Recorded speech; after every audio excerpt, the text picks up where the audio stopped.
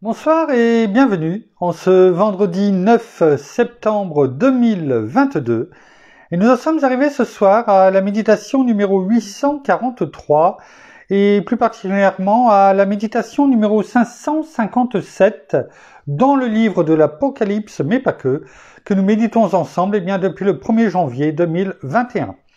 Avant de poursuivre dans notre méditation du jour, comme à l'accoutumée, prenons aujourd'hui un verset qui se trouve dans le psaume 34 au verset 16, psaume 34, verset 16, et nous le prenons en version parole de vie.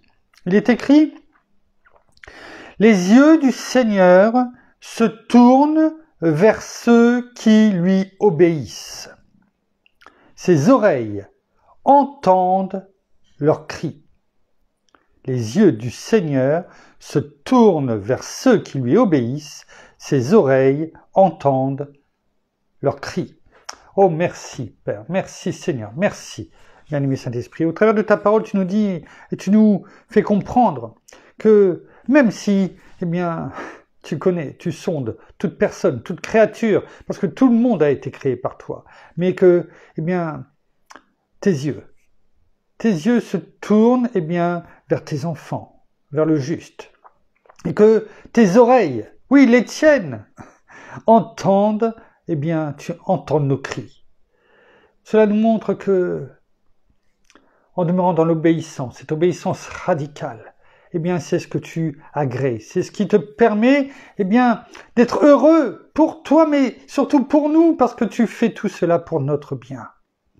Tout ce que tu nous as donné, tout ce que notre Seigneur nous enseigne par notre bien-aimé Saint-Esprit, c'est pour notre bien.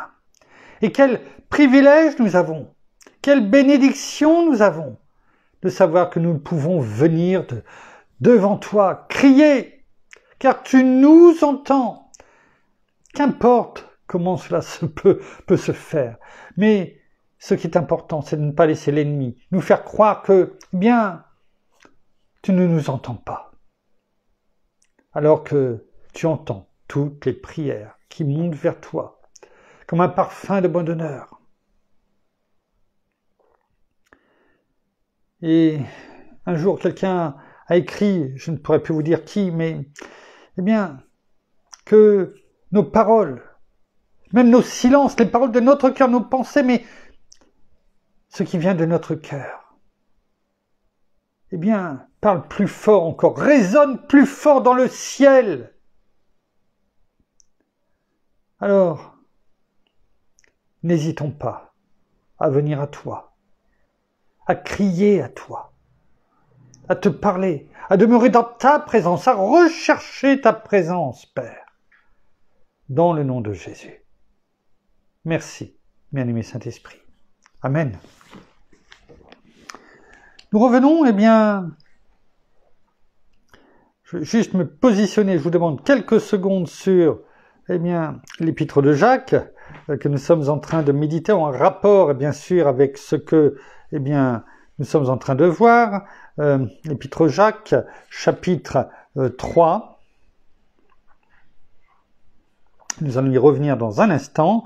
Avant, il est important, de nous rappeler tout simplement, de rappeler notre fil rouge, celui d'Apocalypse, chapitre 4, versets 8 et 9, qui nous sert de fil rouge depuis maintenant un bon moment, quelques mois, mais il est important parce que ce passage nous permet non seulement de bonifier la parole de Dieu, non pas nous, mais que la parole de Dieu bonifie nos cœurs, nos pensées, nos émotions, notre volonté. On va y revenir ce soir, parce que nos cœurs doivent être transformés.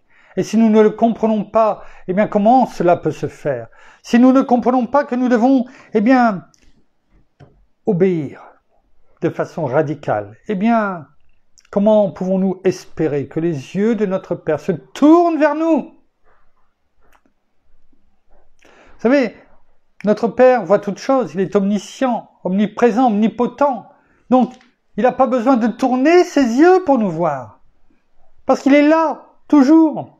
Mais s'il tourne ses yeux vers nous, c'est parce que, en lui obéissant, nous sommes un parfum à nous-mêmes, en nous-mêmes, un parfum de bonne odeur, parce qu'il est content, c'est comme si nos enfants, eh bien, tout ce qu'on a pu leur dire, eh bien, nous obéissent parce que, non pas parce que nous le voulons, pour être comme si que nous étions des pères fouettards, mais au contraire, ou des parents fouettards en tout cas, eh bien, mais plutôt, eh bien, parce qu'on sait que c'est pour leur bien. Et s'ils nous obéissent, eh bien, nous sommes contents. Pour nous? Non, pour eux.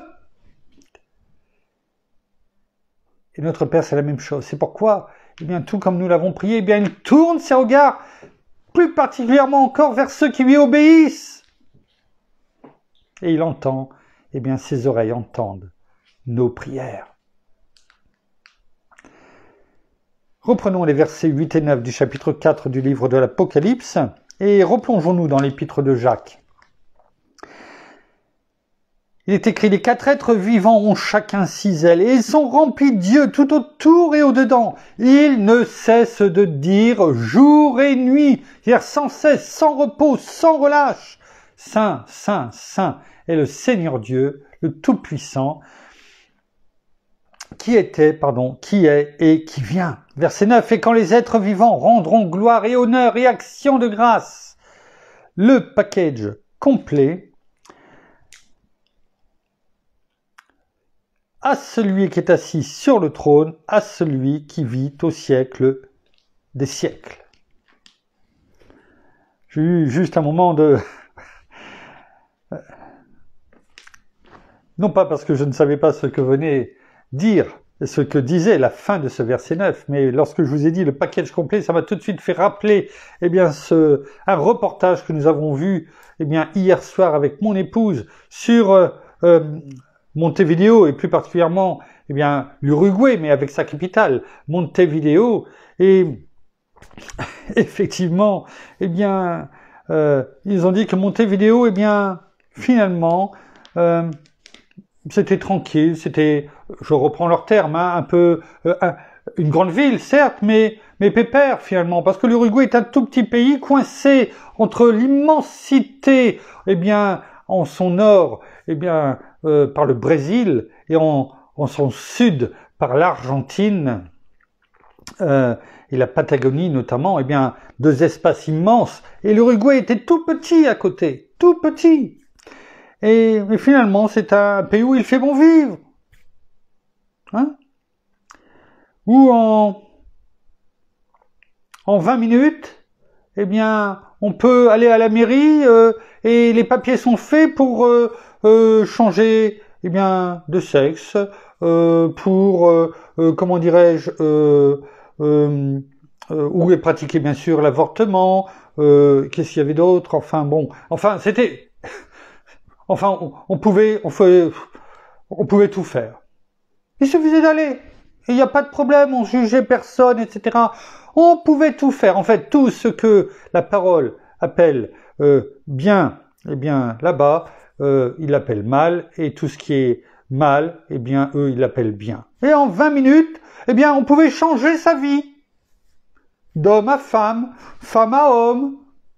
Aller, eh bien, se faire avorter s'il y avait besoin, enfin, le package complet, c'est ça qui m'a fait rappeler ceci, on pouvait tout faire. Tout faire.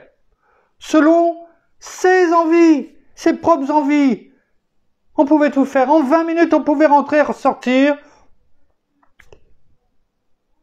Sans jeu de mots, parce que c'est l'Amérique latine, pour certains là-bas, pouvaient dire peut-être, c'est le Pérou. Pourtant, ce n'était qu'en Uruguay. Alors, il est important, vous voyez, je ne savais même pas cela sur l'Uruguay, mais cela ne va pas changer ma vie parce que je ne compte pas aller m'installer en Uruguay. Mais ce que je veux dire par là, il y a des choses qu'on découvre. Vous savez, en prenant le temps quelquefois de regarder des reportages et en tout cas, ça fait mal au cœur d'entendre ça parce que combien aujourd'hui d'âmes perdues et qui ne voient pas finalement, parce qu'ils vivent dans cela et c'est normal. C'est normal. C'est leur façon de vivre. Oh, l'ennemi ne doit pas trop les déranger finalement. Il suffit de temps en temps les rappeler à l'ordre. Et de juste faire passer quelques lois supplémentaires permettant d'avoir ce package complet. Que de paroles qui doivent, elles, tellement attrister notre Père, déplaire à Dieu, le Tout-Puissant. Et après, eh bien, les gens diront, mais je ne comprends pas, si Dieu existe, pourquoi tout ceci? Pourquoi il nous arrive cela?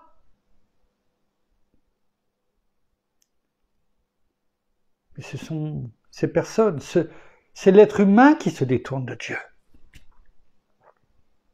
C'est l'être humain qui se détourne de Dieu. Et donc pas l'inverse.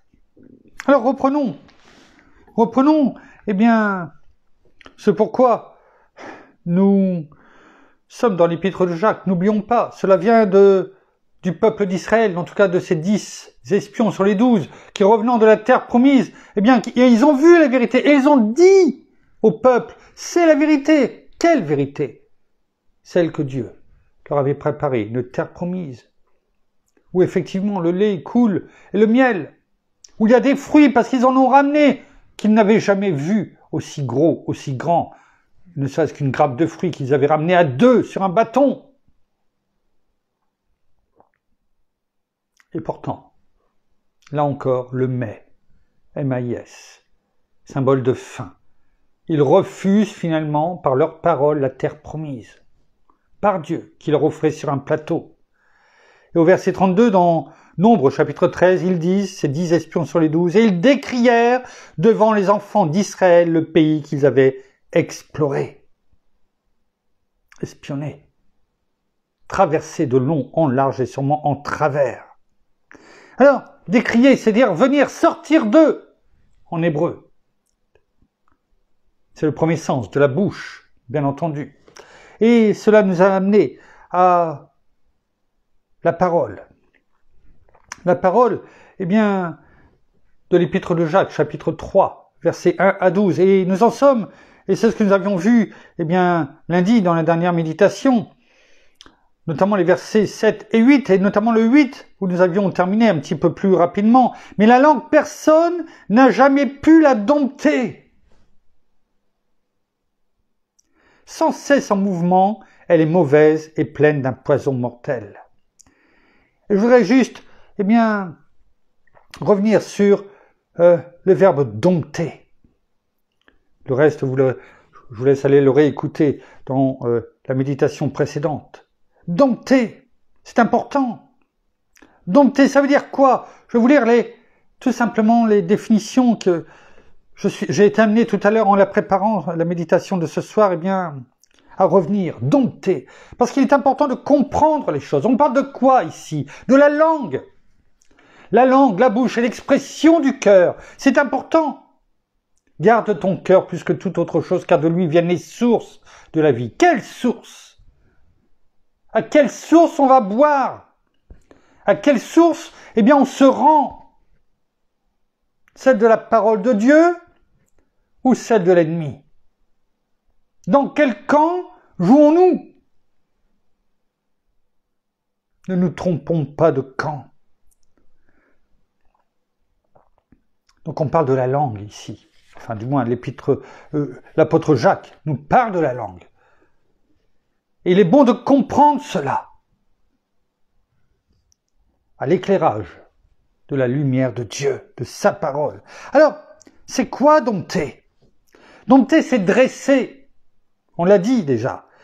Mais ça veut dire aussi forcer à obéir. La parole nous le dit. Aucun homme ne peut la dompter, la langue. Aucun homme ne peut la dompter. Ne peut, en fait, si on regarde bien, aucun homme ne peut forcer à la langue de lui obéir. C'est ça que ça veut dire. Et la parole, c'est ce qu'elle dit.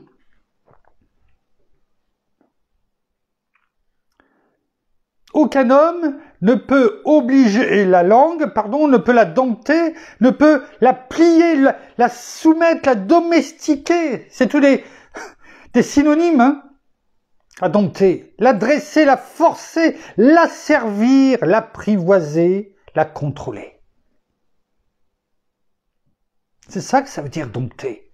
Aucun homme ne peut dompter quoi? La langue.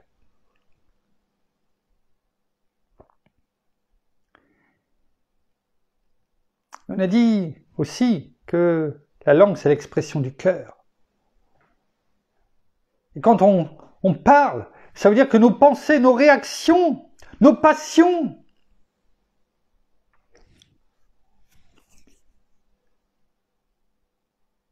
passent par la langue. La bouche sort finalement, eh bien, de notre bouche. Prenons 2 expressions.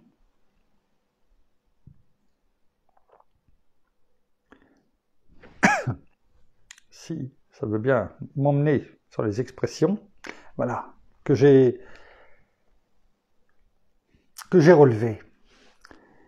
La première de Nouma Denis, fût-elle de Coulanges, ce n'est pas un ami proche, je dirais franchement, je ne le connais pas plus spécialement, mais qui a dit « L'homme, parce qu'on a parlé dans la méditation précédente, l'homme peut bien dompter la nature. » Rappelez-vous ce que nous avons déclaré et proclamé au travers de la parole de Dieu dans le psaume 8. Je vous laisse aller le réécouter ou le relire.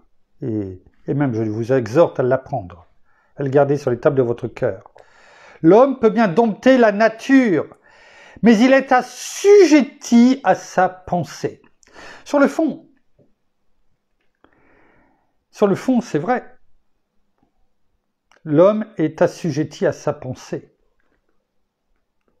Surtout si il se laisse diriger non pas par la parole de Dieu. La pensée qui se trouve dans l'âme, l'âme qui est le siège de la pensée, des émotions, de nos sentiments, de notre volonté. Assujetti, ça veut dire quoi? Ça veut dire esclave, finalement.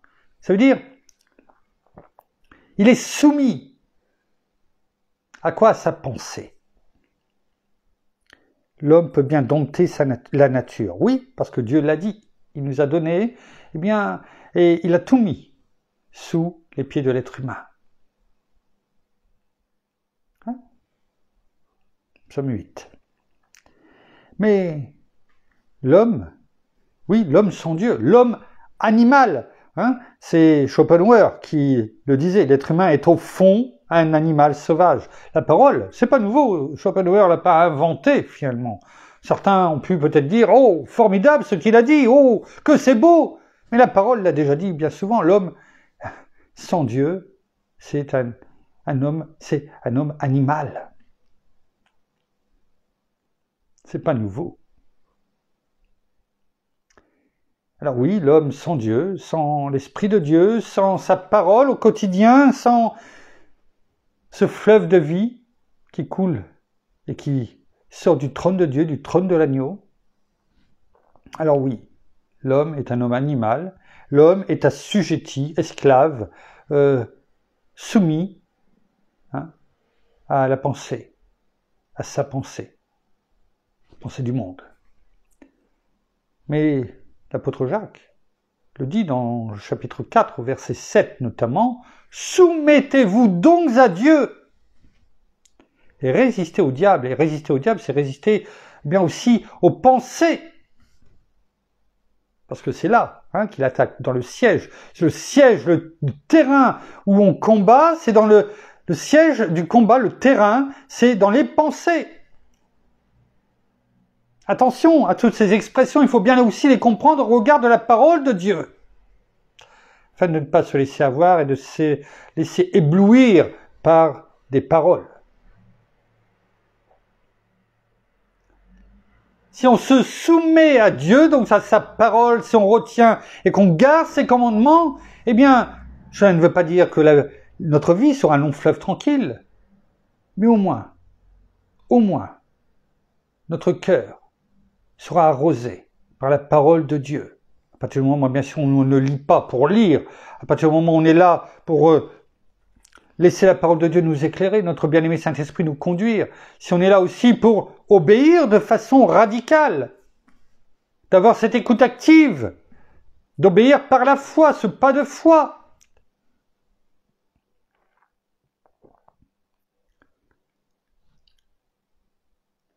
Dernière expression de Bossuet, qui a écrit beaucoup de choses contre, bien sûr, les protestants. Celui qui dompte son cœur vaut mieux que celui qui prend des villes. On va dire qu'il y a là aussi une demi-vérité. Bien sûr, cela vaut mieux que celui qui prend des villes, c'est-à-dire bien sûr à l'époque, il faut se remettre dans le contexte, les généraux, les combats, il y avait beaucoup de combats, bien sûr, de guerres de religion, certes, mais aussi des combats entre la France, dans la France même, entre des régions, mais aussi avec l'Italie, bien sûr, l'Espagne, l'Allemagne, enfin bon, des guerres de région aussi en France, mais là, il dit, eh bien, il ne suffit pas d'être finalement un grand général et d'avoir une grande armée, de prendre des villes. Finalement, celui qui a compris, qui est peut-être le plus grand, c'est celui qui a réussi à dompter son cœur. Alors, sur le fond, c'est vrai, la parole le dit aussi. À quoi sert d'avoir l'or, l'argent, etc., si, notre cœur, finalement, est complètement tourné là, à l'or, à l'argent, et puis on passe à côté de tout l'essentiel de la richesse et de ce patrimoine formidable que nous donne, cet héritage en tout cas formidable, et patrimoine aussi, que nous donne la parole de Dieu, ses promesses. La seule chose, c'est que dompter notre cœur, c'est dompter la langue. Et ici, malheureusement, Bossuet n'a pas raison. Celui qui dompte son cœur, on ne peut pas dompter. La parole est claire. Dompter le cœur, ça veut dire qu'on a dompté la langue. Et par nos propres forces, on n'y arrive pas. Il n'y a que par la parole de Dieu. Que par la parole de Dieu que cela est rendu possible. Si nous nous alimentons pas, si nous ne nous nourrissons pas de la parole de Dieu, comme il est dit dans Matthieu 4,4, l'homme ne vivra pas de pain seulement, mais de toute parole qui sort de la bouche de Dieu.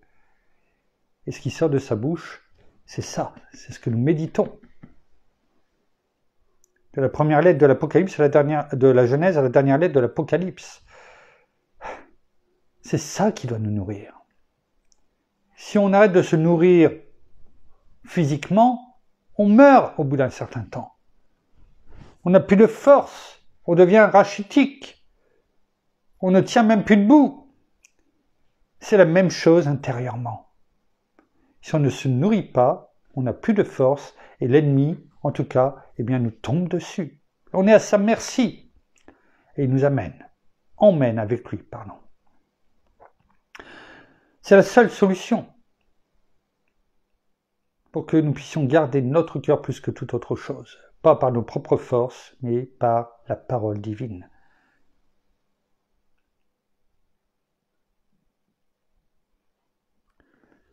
Verset 9, on va juste prendre encore ce verset-là ce soir. Nous l'utilisons, ou du moins par elle, nous bénissons le Seigneur notre Père, et par elle nous maudissons les hommes faits à l'image de Dieu. Tous les hommes ont été faits à l'image de Dieu. Tous ne sont pas enfants de Dieu, tout le monde ne va pas au paradis, selon une chanson peut-être bien connue, en tout cas de certaines générations, des années 70, je crois, à peu près. Nous irons tous au paradis, et qui a emmené beaucoup de personnes dans la débauche. De toute façon, qu'importe, les années 70, 60, 70, qu'importe, de toute façon, nous irons tous au paradis. Qu'importe ce que l'on fait. Et non, pas du tout. Par elle, nous bénissons le Seigneur, en version colombe, notre Père, et par elle, nous maudissons les hommes faits à l'image de Dieu. En Nouvelle Français courant, nous l'utilisons, donc la langue, la bouche, la langue, nous l'utilisons pour bénir le Seigneur, notre Père, mais aussi pour maudire les êtres humains que Dieu a créés à sa ressemblance. Nous devons comprendre que ce n'est pas à nous de juger. Nous proclamons comme nous l'avons fait ce soir. On peut prendre des choses qui ont été déclarées, proclamées de la bouche d'écrivains, où c'est repris, voire pour certains, porté au plus haut.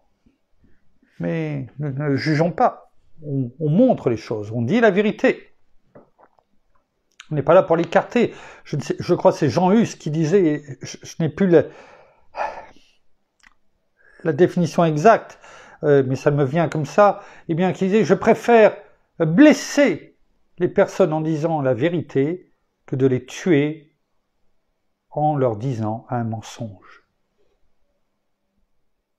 Vous voyez ce qui sort de la bouche. L'importance. Est-ce que nous préférons blesser les gens en leur disant une vérité, bien que le monde dit toute vérité n'est pas bonne à dire, on l'a déjà signalé, mais si. Parce qu'il vaut mieux peut-être blesser quelqu'un, non pas parce qu'on veut le blesser ou lui reprendre et le clasher comme on dit aujourd'hui, non. C'est de lui dire la vérité par rapport à la parole, à la bonne nouvelle, afin de le réaiguiller, afin que, sans le forcer, mais que le Saint-Esprit vienne toucher son cœur. Plutôt que de lui dire une demi-vérité, un mensonge, ou en ne lui disant rien, donc en le confortant finalement, si on ne dit rien, en le confortant dans ses pensées, les siennes. Et là, en le laissant finalement, vous savez, c'est ce qu'on appelle la non-assistance à personne en danger, finalement, spirituelle.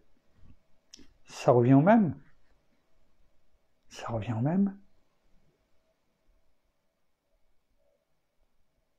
Si on a l'occasion de dire quelque chose, de reprendre une personne, de lui dire la vérité, il ne faut pas hésiter.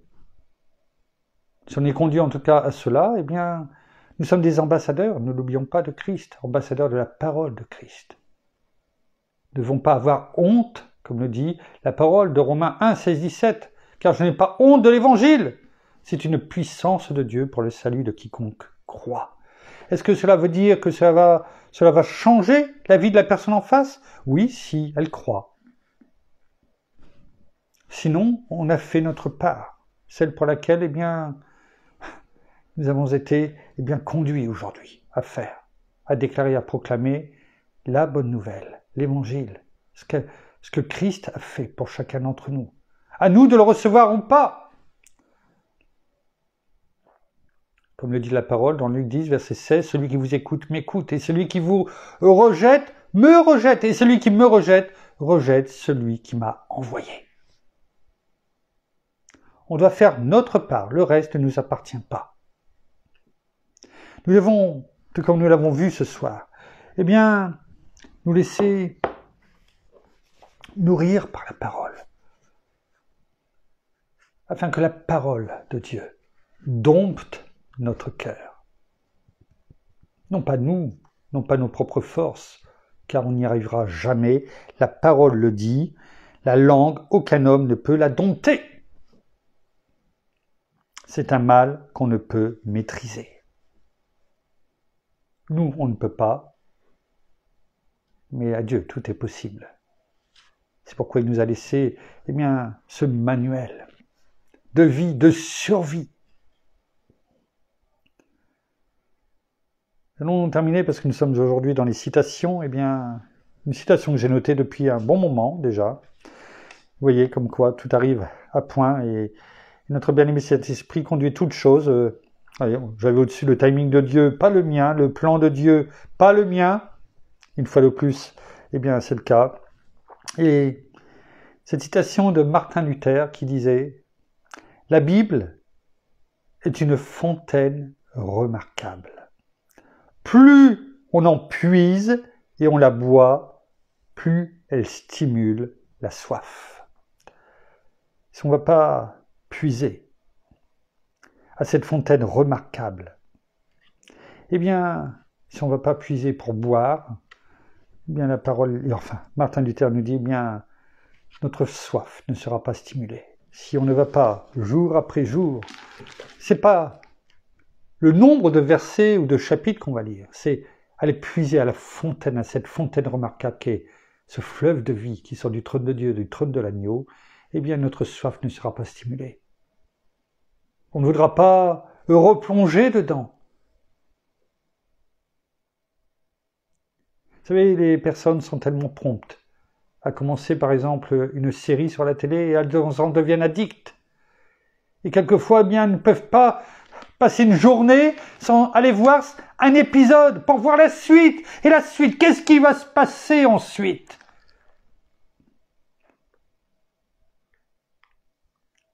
Est-ce que nous sommes tellement prompts à faire de même avec la parole de Dieu? Allons puiser à cette fontaine remarquable. Merci Père, merci Seigneur, merci bien-aimé Saint-Esprit pour ta parole.